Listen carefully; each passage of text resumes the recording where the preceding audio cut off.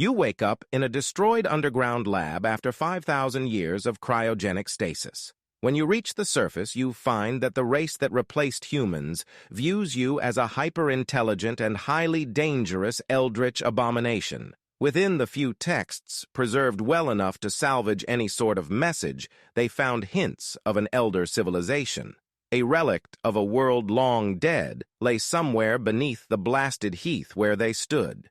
A group of their most desperately intelligent scientists began excavating beneath the burning ruins of civilization as they knew it.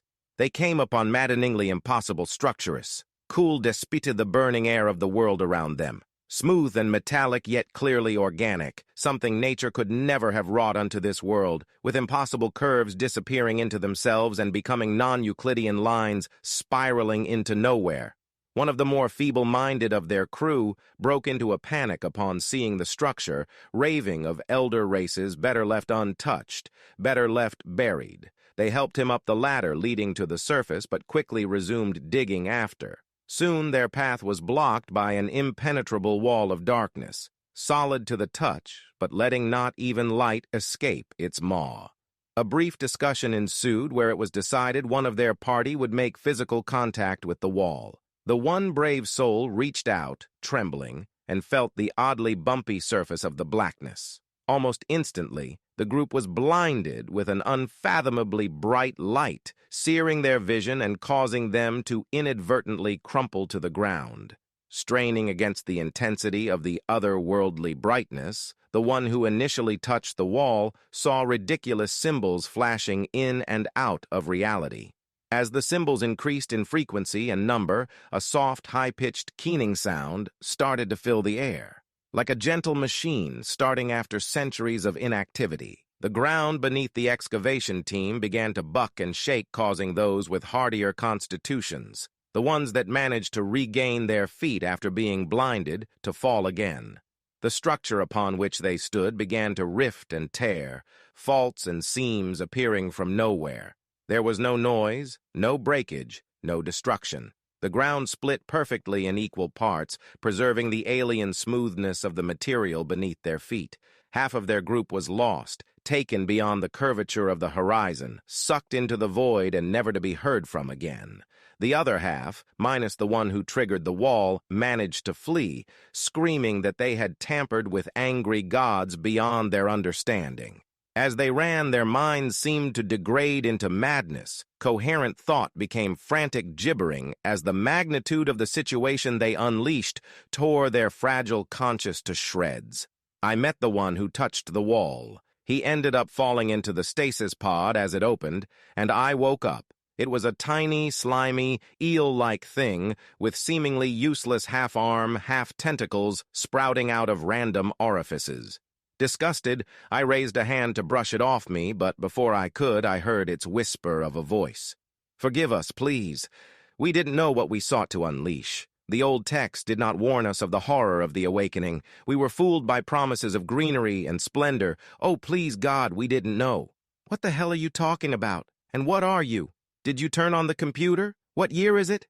I was confused, trying to get my bearings, and this raving, disgusting creature wasn't helping. I looked at the screen, which had already booted up and was asking for my login. Exasperated, I noted that I had been woken 5,000 years too early by whatever these things were. I picked the creature up as gently as possible. It had curled into a ball and was sobbing loudly, causing it to produce even more disgusting fluid from its body.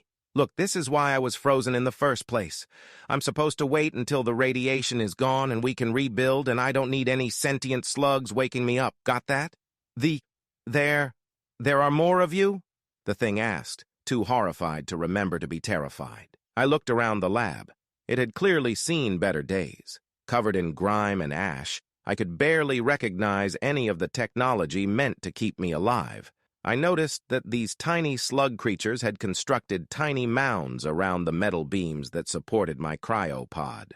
There should be more somewhere. They never told me where. Look, just don't go digging for me again. I wouldn't want to accidentally fry your, civilization here if a generator blew or something. "I swear." The thing shook in my hand, and I nearly let go, reflexively disgusted. Your warning will be preserved for generations. The elder gods lie buried beneath us, and they are better left sleeping. Your power is inconceivable, and I tremble before you, glorious abomination, awed and maddened by the sheer scope of your being. I didn't have the patience for this. After resetting the computer, I placed the thing safely away from all the machinery. I swear to God, I better not get woken up again and find that you started a cult about me. With a gentle hiss, the glass pod closed again, and I was bathed in a cool mist, hopefully to sleep uninterrupted for the next 5,000 years. You wake up in a destroyed underground lab after 5,000 years of cryogenic stasis. When you reach the surface, you find that the race that replaced humans views you as a hyper-intelligent and highly dangerous Eldritch abomination. The outer settlement collapsed when darkness blocked the stars. A rippling blackness obscured the light of the night, seeming to move within itself, although no vision could discern any features within it. A force unlike any natural disaster crushed the city center, radiating shockwaves out to the city limits. Any inhabitants unlucky enough to not be immediately flattened burst into pieces as the waves of pressure rebounded off of the city's buildings, erasing the presence of life itself from the area. The shell-shocked survivors dared not enter the city until the light of the stars shone down on them again.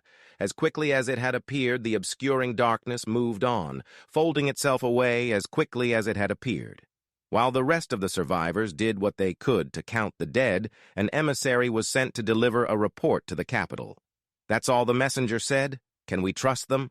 The general paced behind the closed doors of the war room. "The messenger had no reason to lie. We barely got that information before anything useful was lost in the babble. Whatever happened out there, well, it seems like their mind couldn't take it," said a nervous-looking official, one of the many occupying the chairs that lined the room.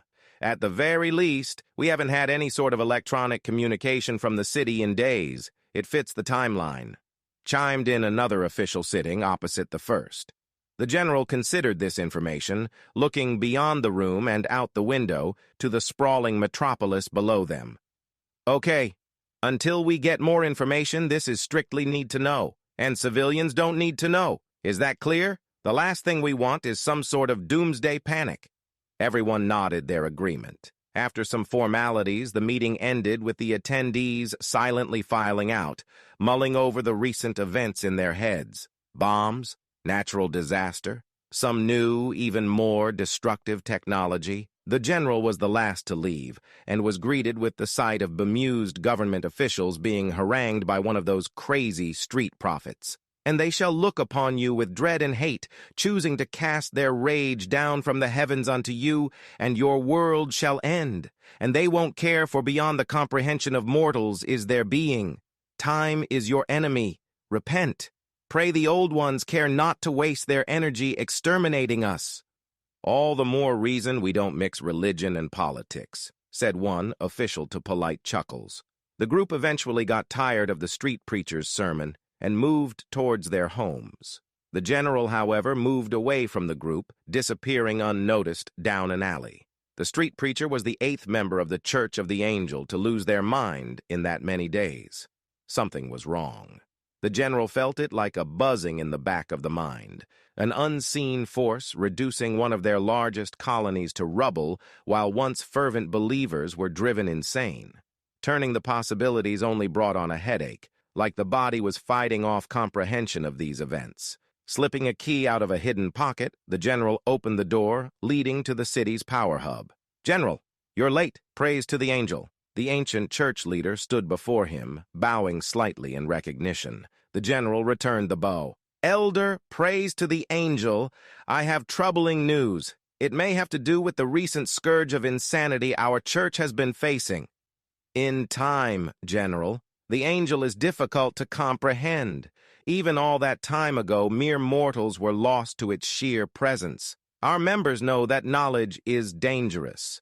Dissatisfied, the general took a seat as the church leader slowly moved toward the podium. Glancing around, the general noticed an unusual number of empty seats this evening.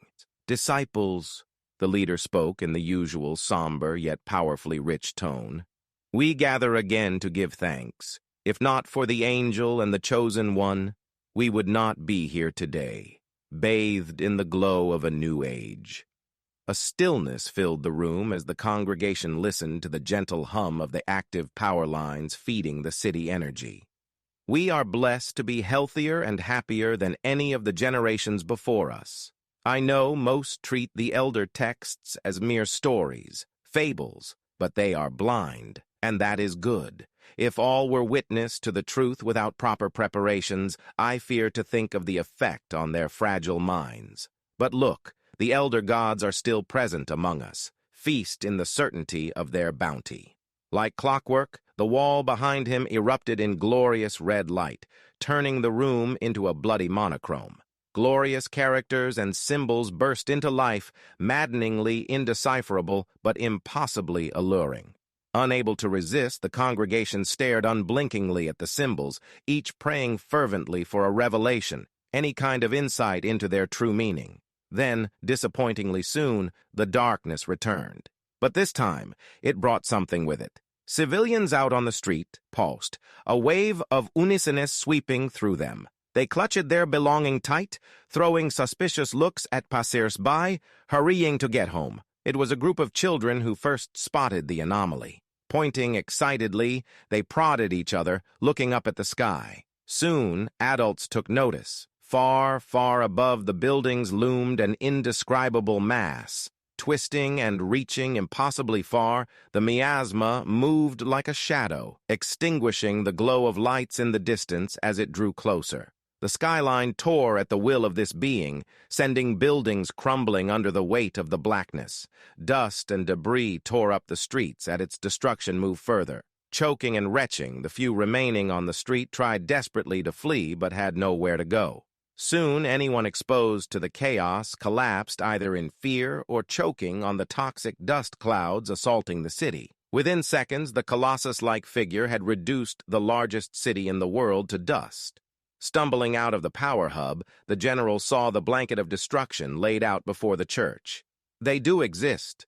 Vindicated and terrified, the minds of the congregation shattered as the elder being cast death from the heavens. Repent. For beyond the comprehension of mortals is their being, the general whispered, before taking shelter far away from reality, deep in the safety of his subconscious. As if they were on strings that had just been cut, the congregation collapsed, to be buried in dust and debris and forgotten by history. Trying to stifle a cough, the man kicked away another mound blocking access to the generator. Christ, this is the worst infestation we've seen yet. Got a reading on Angel yet? The other man stepped absent-mindedly on some strange, rubbery tubes connected to the cryopod's generator. No. Look at this, though. It looks like they were actually stealing energy from the generator to power their weird slug society. No way. Nothing we've seen so far showed that they were even sentient, let alone able to understand the finer points of a power grid. I mean, it took us, what? 1,000,000 years to develop electricity? Maybe they did it a lot quicker since it was already available. You've seen how fast they've evolved. The first man reached the computer screen and immediately snapped into action. Get this pod open now, he shouted at the second man. What? The second man was startled. Nothing looked out of place. Get the pod open. The power they've been sapping, it's been from the life support systems. Look! The screen briefly flashed with a critical malfunction warning. Who knows how long it's been critical? The man ran over to the cryopod, entering an emergency release code. With a soft whooshing sounds, the doors to the pod parted, but no cool mist escaped. Dreading the worst, he put 2 tentative fingers to Angel's neck. Nothing. He's gone. With a heavy sigh, he turned from the pod. There's nothing left here. Come on, let's get out of here. We'll sanitize the place and set up a memorial. Far below them, before life fled entirely from the general's being, the words spoken by the apocryphal elder gods and the terrible truths they imparted. Death was a release to the general now.